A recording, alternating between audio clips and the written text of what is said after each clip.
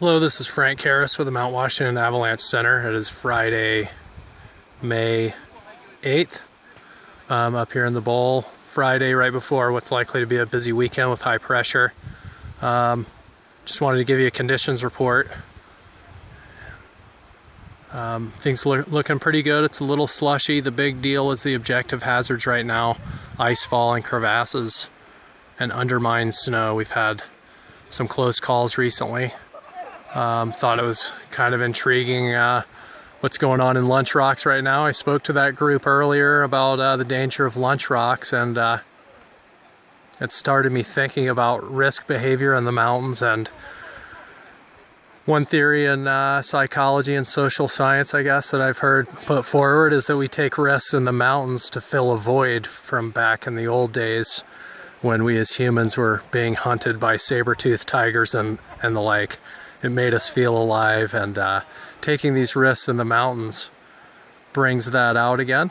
Well, here's some folks tangling with a saber-toothed tiger up there, perched on the cliff in the form of those ice frozen waterfalls that are teetering. And might go over here and speak to them again. Not sure they understood. I think they did in the bowl, but needless to say, they're getting back in touch with their primitive selves there. I would advise you to not do that this weekend if you come up. Lunch Rocks is not a great place to be. The risk of that ice fall is really hard to predict, and the consequences can be severe. So you can see most of our slopes are holding up okay. Most everything's skiable with varying degrees of risk. You can see that the snow is plenty soft, not as sloppy as it's been, mostly because it's seen a lot of ski traffic. See someone coming down Right Gully now, and you can get an indication it's not quite as gloppy in areas where lots of traffic has gone through. You can reduce your risk of lower leg injury staying on some of those slopes that aren't quite so slushy.